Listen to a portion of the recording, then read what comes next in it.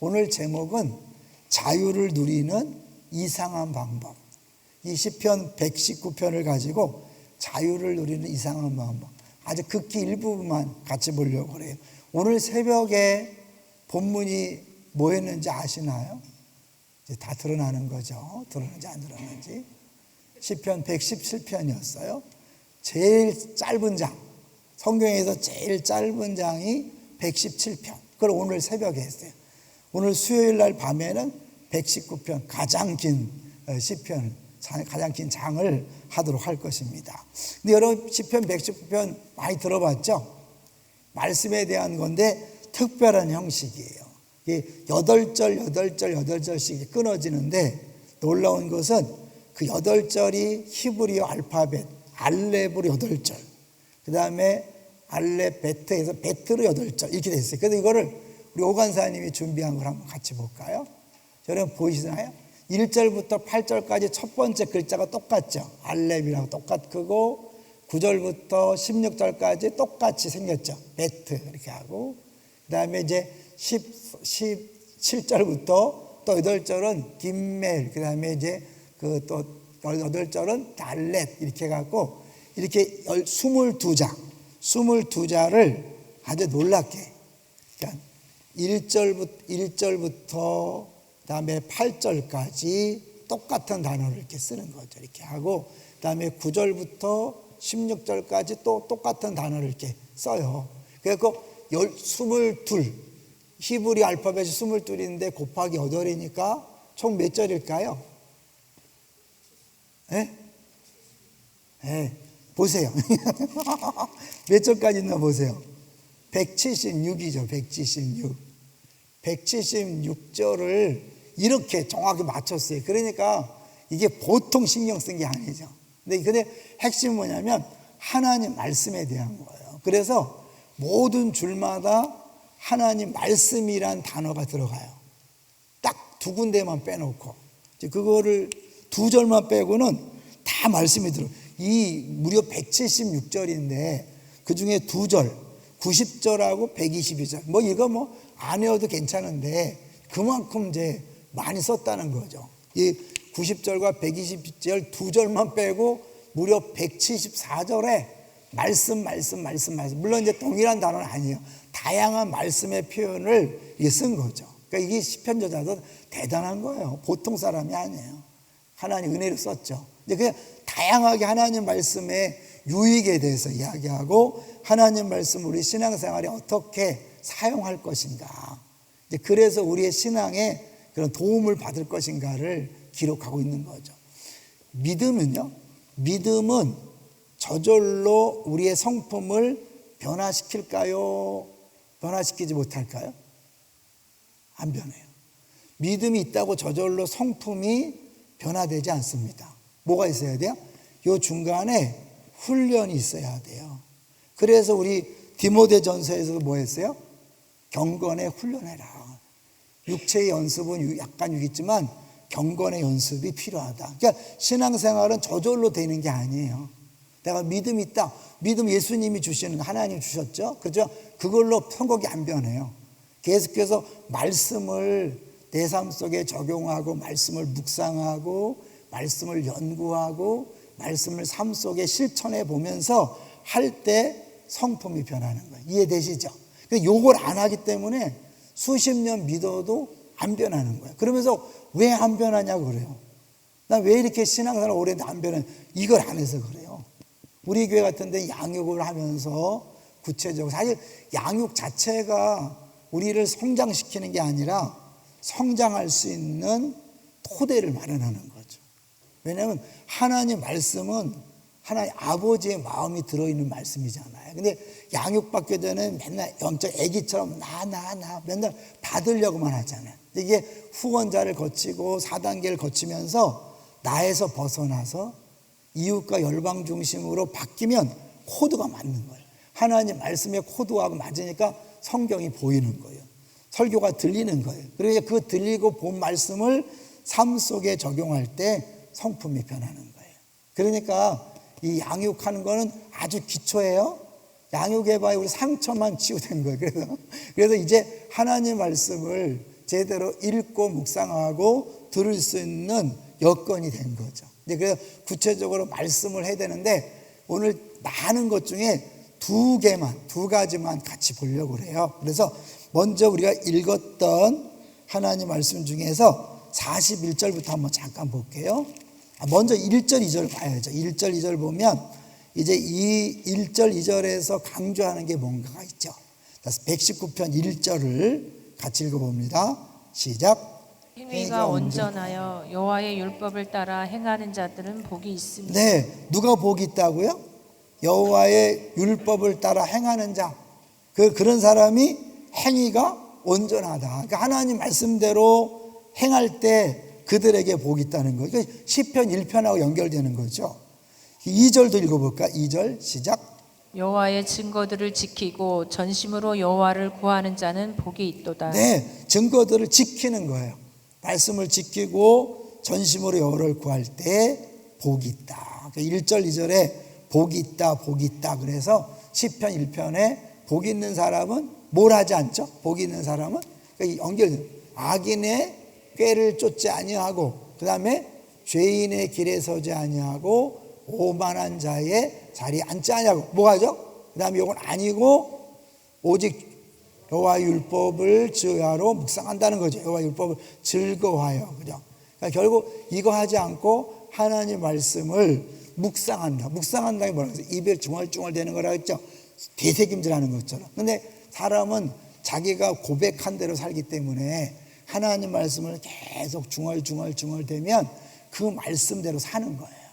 네? 그러니까 그게 이제 유대인들은 조용하지 않아요. 계속 이렇게 중얼중얼 해서 쉬지 않고 말씀을 묵상해서 그 말씀이 나를 지배하게 만드는 거죠. 그게 되면 자연스럽게 그게 내가 살이 되고 피가 되는 찌개백반이 돼서 이렇게 하는 거라. 그러니까 우리가 맨날 뭐 유튜브나 보고 매스컴만 보고, 물론 이제 유튜브에서도 말씀을 수 있지만 그런 거 보면 그게 나를 지배하잖아요. 근데 하나님 말씀이 내 안에 들어가면 하나님 말씀이 나를 지배해. 이게 굉장히 중요해요. 좀 이따 보겠지만 우리는 누군가에게 지배를 당하게 돼 있어요. 난 아무에게도 지배당하지 않는다. 그런 사람은 없어요. 반드시 무언가의 지배를 당하는데 하나님 말씀에 지배를 당하지 않으면 다른 것에 지배를 당하는 거예요. 오늘 제목이 뭐라고요? 제목 다시 한번 보여주시면, 제목 자유를 누리는 이상한 방법이에요. 그러니까 자유라는 게 아무에게도 속하지 않고 아무 지시도 따르지 않고 나 혼자 내 마음대로 산다고 자유가 아니에요. 나 마음대로 살면 자유 같지만 다른 무엇에 대하여 지배를 받는 거죠. 그러니까 어떻게 진짜에게 지배를 받아야 가짜에게 지배를 받지 않는 거예요. 이해되시죠? 이게 이제 하나님 말씀에 대한 거예요. 그래서 다시 이제 우리 41절로 가볼게요. 41절 같이 읽어봅니다. 41절 시작. 여호와여 주의 말씀대로 주의 인자하심과 주의 구원을 내게 임하게 하소서. 네, 주의 구원을 내게 임하게 하소서. 모든 단어를 다 이제 이렇게 주석하지 않을 거예요. 근데 여기 보니까 계속해서 대답할 말 그러거든요. 42절 보십시오. 42절 시작. 그리하시면 내가 나를 비방하는 자들에게 대답할 말이 있사오리니 내가 주의 말씀을 의지함이니이다. 대답할 말, 세상의 소리에 대하여 대답하는 것. 심지어 어떻게 해요? 46절 볼까요? 46절 시작. 또 왕들 앞에서 주의 교훈들을 말할 때에 수치를 당하지 아니하겠사오며. 왕들 앞에서, 그러니까 심지어 이거는 이 최고의 권위자인 그 앞에서 내가 당당하게 하나님 말씀을 이야기할 수 있다는 건데요. 한나 얘기를 잠깐 해볼까 해요. 제가 가끔 한나 얘기를 하죠. 이 한나 이야기가 굉장히 중요하기 때문에 그래요. 한나가 무슨 고통이 있었죠? 한나가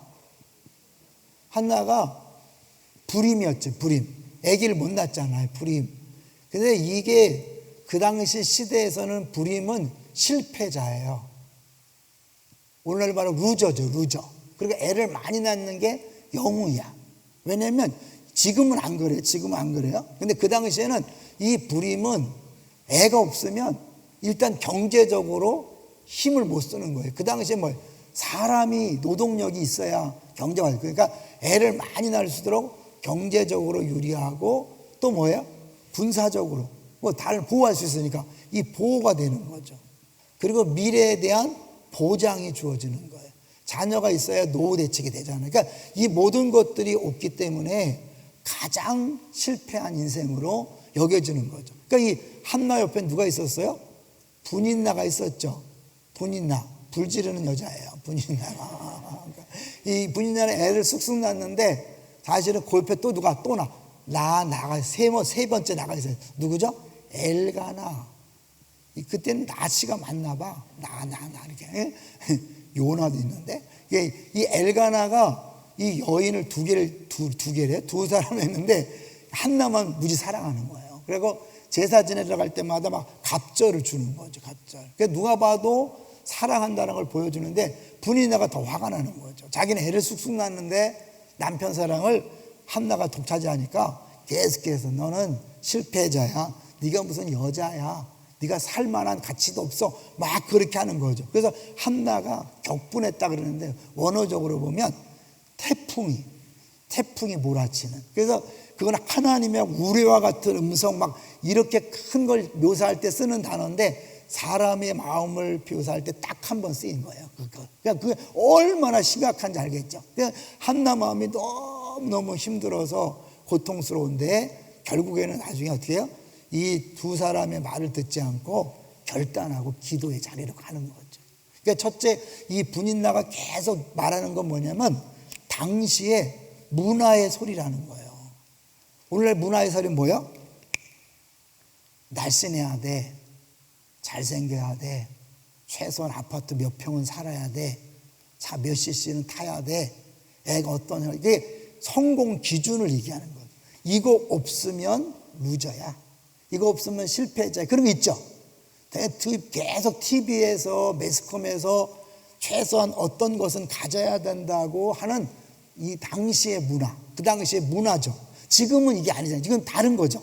지금 여러분이 끊임없이 인터넷이나 유튜브나 뭐 페이북이나 이런 걸 통해서 이 어떤 것이 진짜 성공인가라고 세상이 말하는 소리, 그 소리. 이거에 대해서 한나가 반응을 하지 않아요. 또 하나 뭐냐면 엘가나가 당신은 왜 그래? 내가 당신 사랑하잖아. 애 못 낳으면 어때? 난 당신만 사랑해. 쟤는 애 많이 낳아서 내가 안 사랑해. 막 그거예요. 그렇지만 이 말에도 반응하지 않는 거예요. 그 당시 문화의 소리에도 반응하지 않고 나에게 위로를 주는 수많은 소리에도 반응하지 않고 뭐예요? 하나님 앞에 기도하러 가서 이제 해결받는 거죠. 이제 그게 한나인데, 그러니까 이게 우리가 이 끊임없이 하나님 말씀으로 내 자신이 무장하지 않으면 저 문화의 소리에 계속 우리가 귀를 기울이는 거예요. 그래서 어떻게 해요? 뭐니 해도 돈이 최고예요. 돈을 벌 수밖에 없어. 아무리 신앙생활 해도 돈이 없으면 안 돼. 무시당해. 교회도 돈이 있어야 인정받아. 막 그러면서 돈 하고. 야, 너 성공해야 돼. 좋은 대학 가야 돼. 너 좋은 데 시집 가고 남편을 만나야 돼. 막 이런 것들을 계속 문화에서 이야기하는 소리에 지배를 당해서 어떻게 해? 난 뭐지? 내가 갖고 있는 게 없잖아. 내가 뭐 세상 사람한테 자랑할 게 없죠. 이러면서 계속 흔들리는데 그거에 대해서 얘기하는 거예요. 자, 보세요. 이제 45절 핵심이에요. 45절 시작. 내가 주의 법도들을 구하여 싸우니 자유롭게 걸어갈 것이오며. 자유롭게. 예, 진정한 자유로 내가 걸어간다는 게 진짜 성경에 걸어간다는 건 사는 거잖아요. 그런 소리에 흔들리지 않고 거기다 해서 내가 낙심하거나 좌절하지 않고 항상 기쁨으로 살아갈 수 있기 위해서는 하나님의 말씀이 내 눈을 열어줘야죠. 내 눈을 뜨게 해줘야 되죠. 그래서 계속해서 구원 얘기를 하는 거예요. 이걸 진짜 말씀을 통해서 정말 이것이 구원의 말씀이라는 것이 깨달아지면 다른 것으로 흔들리지 않는 거죠. 여기서 이제 제 얘기가 아니라 우리 이제 그 박스 3개를 연달아 볼 거예요. 같이 한번 보죠. 첫 번째 박스 한번 읽어주세요. 하나님 말씀이 하나님의 말씀이 당신을 다스리지 않는다면, 하나님이 당신의 최고의 선이 아니라면, 하나님의 말씀이 궁극적인 권위가 아니라면 다른 무언가가 당신을 당신을 다스리고 있다고 매우 분명하게 말하고 있습니다. 잠깐 멈추죠. 하나님 말씀이 나를 정말 지배하지 않고 그 말씀이 나를 이끌고 가지 않으면 다른 뭐가 있는 거예요. 없을 수가 없어요. 계속해서 우리는 항상 이 부분을 이야기해 왔습니다.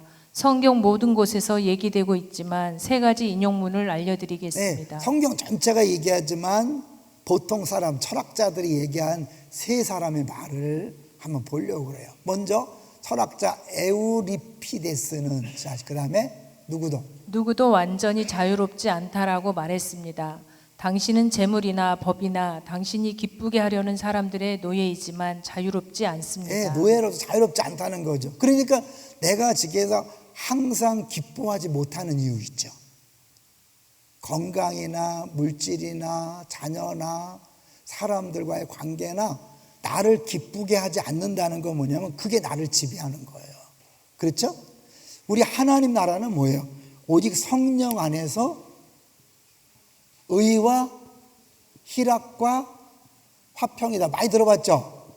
자주 얘기했잖아요. 하나님 나라는 먹고 마시는 것이 아니요 성령, 그 성령의 지배를 받아 성령 충만하면 의, 하나님 앞에 당당한 거죠. 하나님과의 관계에서 조금 더 부끄러움이 없는 하나님 나를 사랑한다는 걸 늘 경험하는 거죠. 희락, 기쁨이 있거든요. 샬롬, 화평은 단순히 싸움이 없는 게 아니라 하나님 뜻이 이루어질 때 나타나는 부족함이 없는 상태. 만족, I have no need. 그러니까 이게 사실은 우리 예수를 믿는 사람에게 주어지는 행복이에요. 언제? 예수 믿는 순간부터. 근데 만약에 우리가 이런 게 없다는 건 뭐냐면 하나님이 아니라 다른 것을 사랑하고 다른 것을 섬기기 때문에 그게 나를 지배하는 거예요. 그러니까 그것을 이 지배의 대상, 나의 통치 대상을 바꾸지 않으면 우리는 평생 기쁠 수 없어요. 감사할 수 없고 늘 뭐가 부족해. 화덕인 거는. 근데 이게 딱 되는 사람은 돈 없어도 괜찮아요. 건강이 없어도 괜찮아요. 그리고 내 아이가 꼴찌도 괜찮아. 정말 괜찮을까요? 괜찮아요. 하나님이 책임지는데 꼴찌를 통해서 일하신다니까. 하나님의 법칙, 제가 방송에 프로토콜 얘기했잖아요. 하나님의 프로토콜은 뭐냐면 약한 자를 통해서 일하시는 거예요. 약함에도 불구하고 아니에요. 약하기 때문에, 병들었기 때문에, 가난하기 때문에 하나님이 들어서는 거니까 꼴찌하면 더 기대하세요. 할렐루야, 우리 애가 주 앞에 쓰임받게 생겼구나 이렇게. 하나님 아주 여러분 모든 것 좋은 거라 생각 감사하시기 바랍니다. 우리를 감당이 못해. 세상에 저럴 때도 기뻐한단 말이야. 저런 데도 감사한단 말이야. 아 미쳤네. 맞았죠. 미쳤죠. 네? 성령에 미쳤기 때문에 가능한 거죠. 자, 이제 결국 하나님께서 하나님 말씀을 통해 지배당하지 않으면 또 두 개를 더 볼 거예요. 또 한 사람, 두 번째 거, 프랑스의 저명한 철학자이자 사회운동가인 시몬 베유는, 읽어주세요. 사람은 시작. 사람은 신과 우상 사이에서 선택할 수밖에 없다라고 말했다. 네, 근데 사실은 신이라고 번역했지만 영어를 보면 God, 대문자죠. 하나님. 그러니까 이게 구구를 돌리면 신이라고 번역이 돼요. 우리 오간사님이 이제 그래서 신이죠. 저 우리 God라고 해서 대문자는 하나님을 얘기하는 거잖아요. 소문자는 God, 가수를 얘기하는 거고. 이해하셔야 돼. 가수와 더불어 일반 신을 얘기하는 거니까 하나님과 아이돌, 그래서 이 하나님과 우상 사이에 하나를 선택하는 거죠. 반드시. 그 다음에 계속해서 하나님을 부인한다면 자신이 이 세상의 어떤 것들을 숭배하고 있다고 생각할지 모르겠지만 사실은 그것들의 신성한 속성들을 끼워 맞추고 있는 것입니다. 네, 나는 신이라고 생각하지 않아. 난 돈을 신을 생각하지 않아요. 왜냐하면 창피하잖아요. 돈을 신을 섬긴다? 창피하기 때문에 인정하기 싫어요. 건강을 신을 섬긴다? 인정할 수 없어요. 자녀를 신이다? 나 그렇지 않다는 거예요. 그러나 사실은 그거를 하나님보다 더 사랑하고 거기에 마음을 뺏기면 신으로 숭배하는 거죠. 계속해서 즉 하나님이 당신의 삶의 중심이 아니라면 다른 어떤 것이 그 자리를 대신할 것입니다. 그리고 당신이 이건 하나님이 아니야 라고 하더라도 사실은 그것을 하나님으로 대우하고 있는 것입니다. 가끔 말씀드렸지만 김세현 교수님이 비유를 너무 잘해줬어요. 한번 여러분 들었지만 또 들어보세요. 나무에 비유를 해요. 나무에. 이렇게 해갖고, 이제 이 나무가 땅 속에 박혀 있으면 살아있어요? 죽어있어요? 살아있죠. 답을 못하지? 살아있어요. 근데 만약에 이제 그림이 그렇지만 나무가 이렇게 딱 뿌리가 뽑혔어요? 뽑힌 나무에 살았어요? 죽었어요? 죽었어요. 그렇지만 당장에는 죽은 것 같아요? 산 것 같아요? 당장에는 이 안에 갖고 있는 수분이 있기 때문에 살아있는 것처럼 보이지만 뿌리를 뽑히는 순간 죽은 것이고, 시간이 갈수록 계속해서 말라가는 게 뭐예요? 죽음의 증상인 거예요. 우리의 가난과 질병과 근심, 걱정, 우울은 다 뭐예요? 하나님으로부터 끊어졌기 때문에, 생명의 근원인 하나님부터 끊어졌기 때문에 계속해서 말라가져 가는 거예요. 고난은 죽음의 증상이라는 거예요. 그래서 우리 인생의 모든 고난의 문제는 하나님으로부터 끊어져서 선악과를 따먹으면 죽는다. 죽었어요? 안 죽었어요? 안 죽었잖아. 백설공주처럼 먹고 팍 죽어야 되는데 안 죽었어. 그럼 하나님 거짓말일까요? 그 죽음의 의미는 당장에 목숨이 끊어지는 건 아주 작은 문제고, 영원하신 하나님에게서 끊어져서 그 부족 현상이 나타나는 거예요. 그게 죽음이 또 하나의 증상이죠. 자, 그런데 이제 이게 사람이 끊어졌기 때문에 부족하거든요. 근데 원래 100이 필요해요. 사람에게, 누구에게는 100이 필요한데 하나님은 사람에게 30밖에 안 줬어요. 나에게 30, 남편에게 30, 자녀에게 30. 근데 이 100이 있어야 되니까 30밖에 없는 인간들이 어떻게 해요? 끊임없이 100을 채우기 위해서, 부족 현상을 채우기 위해서 옆에 있는 30짜리를 뺏어오는 거예요. 그래서 부부가 싸우는 거예요. 부모 자녀 간에 왜 싸워요? 내 부족을 채워달라는 거잖아요. 나를 좀 섬겨주고 사랑해달라. 30끼리 아무리 싸워봐야 아무리 해봐야 30밖에 안 되는 거예요. 70은 어디서 오는 거예요? 70은 사실은 이 뿌리로부터, 하나님으로부터 공급받아야 되는데 우리는 그걸 안 하고 이 하나님을 모르니까 서로 싸우다가 이제 안 되면 어떻게 하냐면, 이 하나님을 모르니까 하나님 자리 대신에 하나님에게 70을 받아야 되는데 하나님 자신의 우상을 놔서 우상을 섬기는 거예요. 이게 시스템이에요. 하나님 처음부터 이렇게 만들었기 때문에 반드시 누군가를 섬기게 돼 있어요. 내 부족을 채우기 위해서 하나님이 채워줄 수 있는 그거를 다른 것으로 채우려고 그야말로 거기다 파이프를 대는 거예요. 빨대를 꽂을 수밖에 없는 거예요. 여기서 그냥 말도 안 되는 싸움을 계속 한다든지. 그러니까 여러분, 싸우지 않으려면, 부부끼리 싸우지 않고 부모 자녀 간에, 성도 간에 안 싸우려면 빨리 이게 하나님과 연결돼서 하나님에게 70을 공급받아야 돼요. 그리고 옆에 있는 사람을 뺏는 게 아니라, 아유 30짜리 불쌍하다, 내가 줄게. 그리고 줘야 되는 거예요. 절대 남편에게 요구하지 마세요. 아내에게 요구하지 마세요. 옆에 사람을 요구하지, 절대로 만족이 안 돼요. 싸움만 나지. 그러니까 빨리 하나님에게 가서 70을 공급하고 100, I have no need 해서 이제 뭐예요? 아내를 섬기고 남편을, 이해되시죠? 이 원리를. 이걸 모르니까 우리는 끊임없이 우리끼리 시기 질투 경쟁해갖고 이걸 채우려고 하는데, 아무리 채워보세요. 30이지.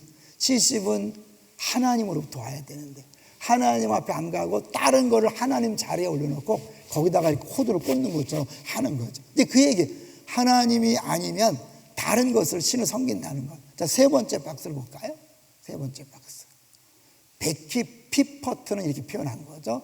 당신을, 시작. 당신을 조종하는 것이 신이다. 권력을 추구하는 자는 권력에 조종당한다. 인정을 구하는 사람은 기쁘게 하려는 사람들에게 조종당한다. 많은 사람이 인정을 요구하잖아요. 그래서 거절도 잘 못하시는 분 있죠.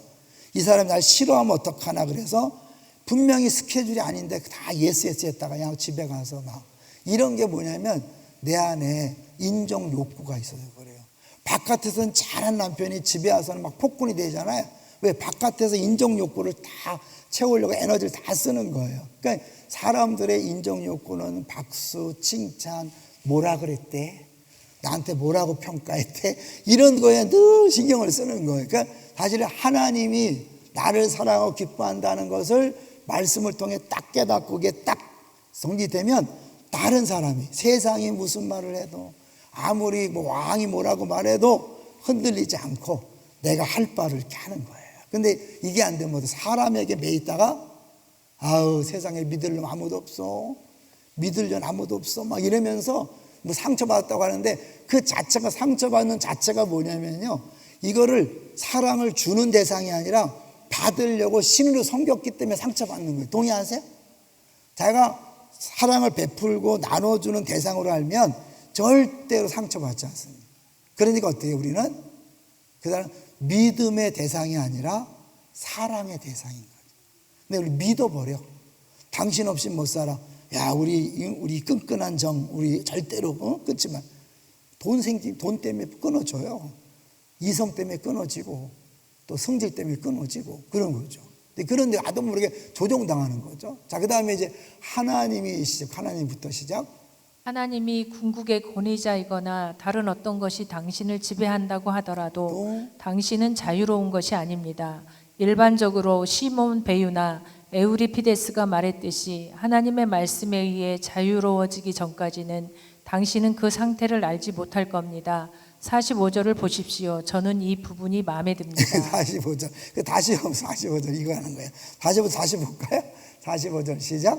내가 구하였사오니 자유롭게 걸어갈 것이오며. 그러니까 하나님 말씀대로만 걸어가면 여러분 신경 안 쓰는 거예요. 자, 아주 쉬운 예를 들게요. 또 기분 나빠하거나 막 쪼려보지 마세요. 저는 제가 그 일생 동안 옷을 딱 한 번 사봤어요. 명동에 가서 빨간 티하고 하얀 티 딱 한 번 사보고, 어릴 때 결혼 전에는 다 얻어 입는 옷을 입었고, 그리고 이제 결혼 후에는 우리 아내가 다 제 옷을 사고 제 코디를 다 해줍니다. 저는 워낙 감각이 없으니까. 심지어 제가 이제 생수회관 가면 매일 입는 옷도 다 코치를 받거든요. 그걸 이교원 목사가 보고는 계속 놀려요. 옷 하나 입는 것도 저렇게 전화를 한다고. 근데 제가요, 그러면 편할까요? 불편할까요? 네? 해봤어요? 편해요. 나는 어차피 감각이 없는 걸 인정하고 우리 아내의 감각을 믿고 다 맡기면 그냥 알아서 했잖아. 어떤 넥타이를 할까, 뭘 입을까 물어봐요. 다 그러면 이거 해라 그러면 한단 말이에요. 하고 나서는 딴 사람이 뭐라고 해도 상관없어. 나는 우리 아내만 믿으니까. 우리 아내의 감각이 적이기 때문에 집에 가서 어떤 소리 들을지 모르지만 이게 제일 좋은 얘기. 하나님 말씀을 믿잖아요. 그 말씀대로 순종하고 나서는 아무것도 거리낌 없는. 이해되시죠? 비유가 좀 맞나요? 하나님 말씀을 100% 믿는 사람은 그 말씀대로 순종했을 때 다른 사람이 뭐라고 말하든 아무 신경 안 써. 왜? 나는 하나님을 믿으니까. 하나님이 최고의 지혜고 최고의 능력이고 이분 말씀대로 하면 실수도 없고 실패도 없다. 할렐루야. 이거예요. 우리가 하나님을 믿는다 하면서도 너무 하나님의 말씀을 안 의지하고 내 생각대로 살잖아요. 내 생각 아니면 사람들의 말, 유행, 매스컴 이런 걸 따라가다 보니까 지나가면 어떻게 해요? 어느 순간에 또 말을 듣고 신경 쓰고 잠 못 자고 막 그러는 거예요. 여러분 중요한 거예요. 하나님 말씀대로 따라간다는 것. 완전히 신뢰한다는 것은 이제 자유로운 거예요. 자, 그 다음에 이제 두 번째를 하나 볼 텐데요. 이제 두 번째 말씀은 129절로 가볼게요. 129절로, 그 다음에 136절, 129절.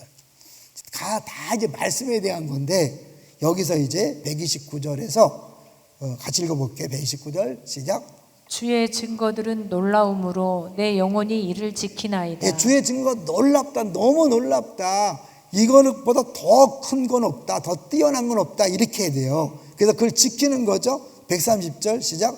주의 말씀을 열면 빛이 비치어 우둔한 사람들을 깨닫게 하나이다. 이거 하나님 말씀이 기가 막히다는 걸 알아야 말씀을 자꾸 사모하고 말씀 배웠을 때 빛이 비치는 거잖아요. 그 말은 뭐예요? 밝히 보는 거예요. 깜깜하면 안 보이잖아요. 우리 엄마가 미신을 믿을 때는 못 하나 마음대로 못 박았다니까요. 왜? 못 잘못 박으면 귀신이 노할까 봐. 우리 엄마가 저를 그래서 어릴 때요, 이 막내인데 어디 데리고 다니지 않았어요. 왜냐면 우리 위로 4명이 죽었거든요. 4명이 죽었다. 다들 그것도 헷갈려. 우리 집도 왔더니. 그래서 4시 다 죽었대. 근데 너무 사랑스러워갖고 우리 엄마가 업고 가면 막 사람들이 막 잘생겼다고 우리 형한테 그랬대요. 그 12살에 애를 잃어버렸어요. 그때 눈물이 말랐다고 하시더라고요. 예수 믿기 전까지 눈물이 말랐다고 하시더라고요. 그러면서 이제 그때 너무 사랑하면 귀신 잡아간다. 이 잘못된, 너무 사랑하면 귀신이 잡아간다. 그래서 저를요 일부러 차갑게 대한 거예요. 제가 그래서 열등감이 생겼나 봐. 충분히 사랑받지 못해서. 분명히 막내니까 데리고 다니시고 그래야 되는데 내가 가까이 하고 너무 사랑하면 귀신이 잡아. 이게 잘못된 거죠. 이게 어두움에 매이는 거예요. 이게 예수 믿을 때의 자유함이라는 걸 경험해 보셔야 돼요. 우리 엄마 그래서요, 예수 믿고 나니까 너무 편하다. 예? 여러분 그거 아세요? 이게 모르면 두려운 거예요. 그러니까 밝히 열고 비치니까 어떻게 다 그게 가짜라는 게 드러나잖아요. 얼마나 자유, 아무 날짜가 뭐 어때? 무슨 뭐 이사 날짜도 손 있으면 안 된다. 결혼 날짜도 손 있으면 안 된다. 그래서 예수 믿는 사람이 일부러 손 있는 날 가잖아. 이삿짐 다 좀 싸니까. 그죠? 여러분 막 미역국 일부러 먹고 막 떨어뜨리고, 이 사람 믿지 않는 사람들이 떨어지면 큰일 난지 알잖아. 미역국 먹으면 또 미끄러진다고 생각하잖아. 일부러 미역국 먹고 볼펜도 한번 떨어뜨려 보고 막 이렇게 자유스럽게 그렇게 하는 거예요. 자, 이렇게 하나님 말씀을 깨닫게 되는, 열 때, 그게 성경 말씀이 중요하다는 거예요. 공부가 중요하다는 거예요. 묵상이 중요하다는 거예요. 자, 그런데 그 다음에 133절. 너무나 이제 시간이 많이 가면 안 되니까 133절로 가볼까요? 시작. 나의 발걸음을 주의 말씀에 굳게 세우시고 어떤 죄악도 나를 주관하지 못하게 하소서. 여러분 죄 안 짓고 싶잖아요, 그죠? 근데 죄가 나를 끌고 가잖아요. 우리 뭐라고? 아니래? 우리 이제 아들이 초등학교 때 우리 아내한테 얘기했대. 최근에 생각이 안 나와요. 우리 아들이 이제 어릴 때 뭐 책을 많이 읽어서 그런지 몰라도 어느 날 엄마한테 그러더래요. 엄마, 이 세상에 제일 센 놈이 누군지 알아? 제가 한번 얘기했어요. 제일 센 놈이 누군지 알아? 누군데? 나 자신이냐, 나 자신. 왜? 그랬더니 내가 내 자신을 못 이긴대.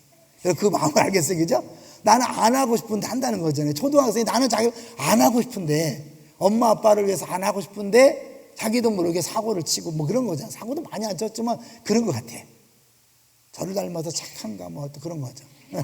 근데 자기도 자기 마음대로 못해. 여러분 아시잖아요. 내가 내 마음을 모르잖아. 화 안 내려고 그러는데 화를 빵 내갖고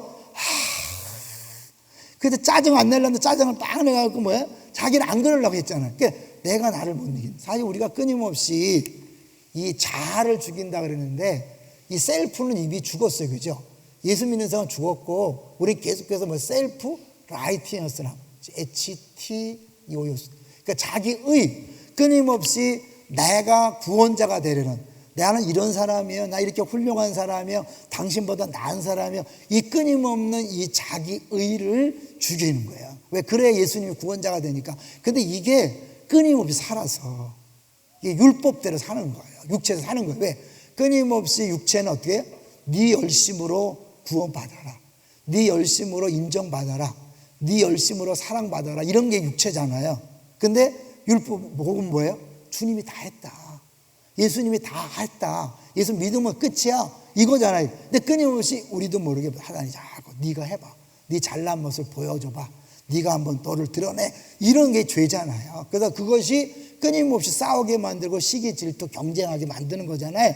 근데 이거를 안 하려고 애쓰면 안 된다 그랬죠. 죄는 싸우면 싸울수록 중력과 싸우는 거니까 못 이겨요. 그러니까 이게 아니라 이 말씀이 나를 지배하도록, 그러니까 끊임없이 말씀을 묵상한다는 거예요. 말씀이 나를 생각을 지배하고 마음을 지배하고 심지어 입을 주고 손 발을 지배할 때 이 죄가 힘을 못 쓰는 거예요. 늘 얘기하지만 담임 목사가 주일 성수 어려워요, 쉬워요? 네? 쉬워요? 쉽죠. 뭐 내가 무슨 유혹받을 일 있어요, 주일날? 너무 힘든데 TV나 보고 있어야겠다? 이럴 수 없잖아요. 근데 사실은 어느 시점 되면, 사실 그래서 비행기는 뜰 때 제일 힘들다고 하잖아요. 초신자가 어느 시점까지 비행기가 뜰 때 가장 맞은 연료가 들고 제일 시끄럽죠. 딱 고도에 올라가면 쉽잖아요. 이제 근데 거기서 끝나는 게 아니죠. 이제 끊임없이 거기서 또 다른 시험. 저는 뭐 주일 성수, 뭐 11조 이런 거 때문에 뭐 시험 들거나 죄 짓지 않잖아요. 이제는 끊임없이 목사가 설교로 구원받으려고 한다든지 목회를 잘해서 구원받으려고, 이런 것으로 싸우는 거죠, 끊임없이. 근데 이런 것을 막 안 해야지 막 시기 질투 안 해야지, 막 경쟁 안 해야지, 부러워하지 않아야지. 부러워하면 지는 게 아니라 부러워하면 죄 짓는 거잖아요. 그런데 이게 하나님 말씀으로 날 지배해서 정말 말씀이 이는 내 사랑하는 아들이요 내 기뻐. 복음을 알면 알수록 정말 자유해져요.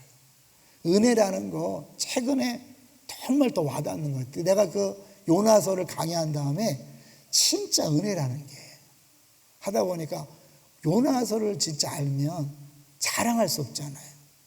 교만할 수도 없고. 그러면 비교도 안 하는 거죠. 그러니까 뭐든지 내가 자랑하는 건 그 은혜를 모르는 거잖아요. 모든 것이 은혜다. 다 감사한 거예요. 다 받은 거예요. 전에도 얘기했죠. 제주도 가면 번호판이 주로 뭐였어요? 호, 하, 허. 가봤죠? 안 가보신 분들이 있어 죄송해요. 그 뭐예요? 그게 다 렌트카예요. 제주도는 거의 렌트. 요새는 끌고 가는 차도 있지만 거의 렌트카인데 좀 돈 더 주면 더 고급스러운 차를 빌리고 돈 조금 아끼는 사람은 부자들이 더 아끼거든 원래. 그 작은 차를 탄다고요. 그런데 거기 돈 좀 더 주고 빌려갖고 폼 잡고 나 이런 차 타고 다닌다 이것들아 이럴 수 있어요? 그건 멍청한 거죠. 다 빌린 차인데 우리가 은혜라는 거면 다 받은 거예요. 믿습니까? 그러면 비교할 필요 있어요 없어요? 자랑하는 게 바보죠. 그리고 그것도 주눅들 것도 없는 거예요. 세상 문화는 끊임없이 더 많이 가지고 더 높아지고 더 잘나고 더 뛰어나갔고 상대방 다른 사람이 인정하는 그런 걸 되게 원하잖아요. 근데 우리는 뭐예요? 다 그것도 은혜라는 거예요. 제가 얘기했잖아요. 김민준 목사님하고 나 비교하지 않는다고. 제가 만약에 동상교 없었으면 비교했을지 몰라요. 저는 다 봤거든요. 김민준 목사님을 속속들이 봤기 때문에 동력이 아니에요. 은혜. 하나님이 은혜로 주신 거예요. 그러니까 저는 동상교도 은혜로 주신 거고 우리 김성균 목사님이 뭐 실력으로 된 거예요? 은혜로 됐잖아요. 그죠? 저도 여기 뭐 실력으로 된 거예요? 제가 은혜로 됐죠. 구파발 출신이 어떻게 여기 와서 있겠어요? 은혜인 거예요. 정말 재수했기 때문에 재수 나쁜 게 아니라 재수해서 김광철 목사를 만났고 그래서 안산에 왔고 제가 분리개척까지 한 거예요. 은혜예요. 은혜란 뭐예요? 다 감사한 거예요. 여러분 한 사람 한 사람이 다 감사한 거예요. 할렐루야. 때로는 속속이고 힘들게 하는 사람도 다 은혜인 거예요. 주님이 알아서 하시는 거예요. 네? 알아서 필요해서 만나게 하신 거예요. 할렐루야. 자유한 거죠. 자 이제 결론이 이제 연 얘기하고 마칠게요. 연이요. 많이들 얘기했죠. 연은 줄에 매여 있는 게 사실은 자유롭지 않고 묶여 있는 것처럼 보이지만 연은 줄에 매여 있을 때 높이 날아가는 거예요. 이해되시죠? 만약 나 싫어. 이 통제가 싫어. 자유할래. 딱 끊는 순간 어떻게 돼요? 더 날아가는 게 아니라 그냥 떨어지고 마는 거예요. 그 줄이 나를 제약하는 것 같고 통제하는 것처럼 보이지만 마음껏 날아가게 하는 또 다른 힘인 거예요. 하나님 말씀이 나에게 뭐뭐 하라 하지 말라. 그래서 뭔가 제약처럼 느끼지만 그 말씀을 나를 안전하게 마음껏 날아가게 하는 연의 줄과 같은 거예요.